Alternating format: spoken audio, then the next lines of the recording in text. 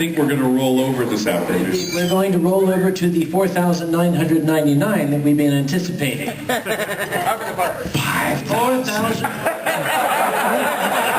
Everybody, say it, Takagi. 5,000.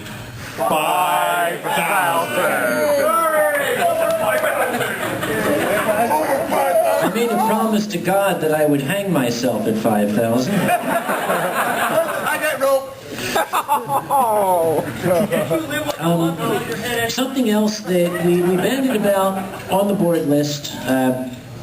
It's probably something that whose time has come, I think. First off, we do apologize to anybody who had difficulties making hotel reservations this year. As we get bigger, the systems we put in place eventually do get overwhelmed. So some of you might have had some difficulty getting your hotel reservations. For that, we deeply, deeply apologize.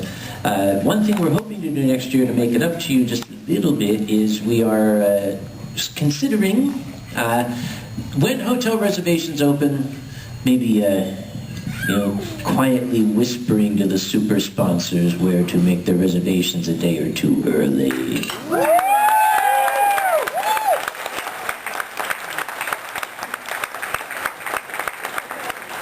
And I will tell you right now, that whisper will probably come in an email from me. Don't come crying to me if your spam filter gets rid of it. That ain't my problem. Go and whitelist my address now. Because you don't want to miss that. What?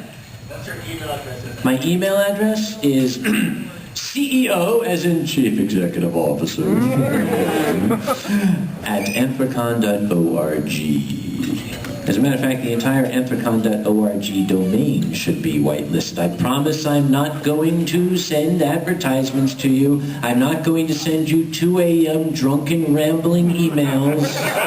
The previous game before we made Sly was Rocket, Robot on Wheels, and it all started like any interesting story. It starts off, if it made the room laugh, then we just run with the idea. So the gag came up after we'd finished Rocket about just a raccoon sitting in front of a vanity desk, putting on a mask to go out into the night. And everybody thought that was a pretty funny idea. And we just sort of went with that. That's where he became Sly Cooper. Well, the marketing team named him Sly Cooper. We called him JT, which was short for Jewel Thief Raccoon. So it was JT Raccoon. And then maybe partway after we'd signed with Sony, they informed us that JT stood for Japan Tobacco. So we had to change the name. And it was a really interesting design process in that Japan wanted him really cute, Europe wanted him dark and edgy, and America wanted him to be cool. So go. So I spent this about 3 months filling a flat file of just nothing but renderings of this raccoon from, went from a pillow to a stick to much of which you will see tomorrow at 11 a.m.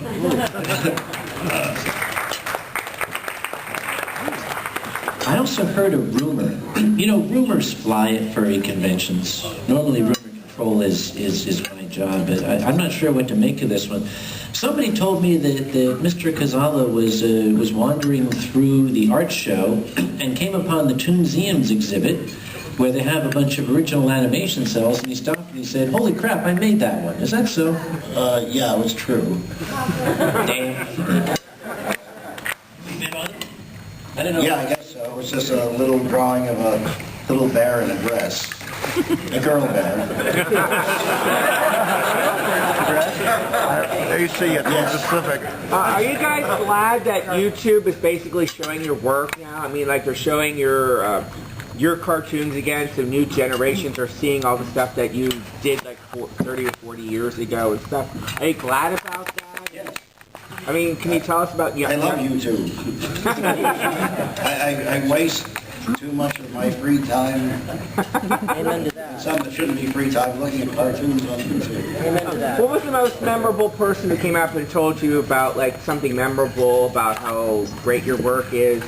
And any like touching stories from fans and stuff? No, but some of that stuff is old enough that I think I saw some video on YouTube, but I looked in the comments, and it said, you know, LOL, I loved this so much when I was a little kid, and now my daughter loves it. Yeah, well, Pete would be. And how this has become a massive thing. Mike, I have a question for you. Yes? What was it like working for John Kay on Ren and Stimpy? Well, I don't want to say too much because I'm still friends with him. But... No, I wasn't the easiest person to work with, but I like him personally off screen. So. Do you have anything against furries? Because I know he'd love to make parody artwork. Yeah, and there was somebody who, up until recently, who found a new hobby, who actually could pass for a carnival freak himself. One of his hobbies was to go to conventions and make fun of the freaks, as he put it, you know. There's more of us than there are of him. Actually, there's a lot of him.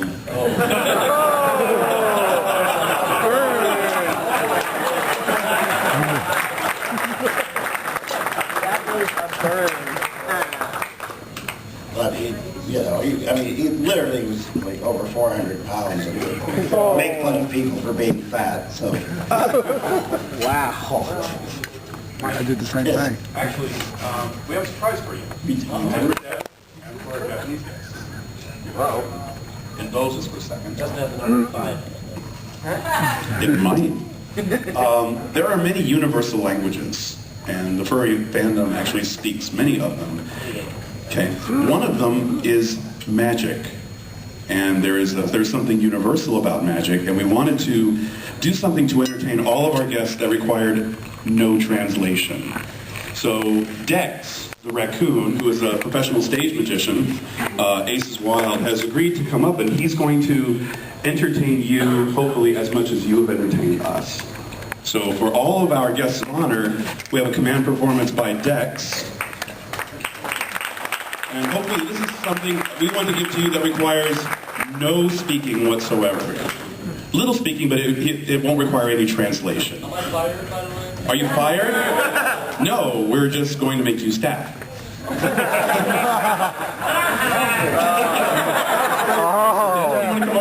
That way all I of our remember guests will be able to see. That's the running They'll turn joke. around right here.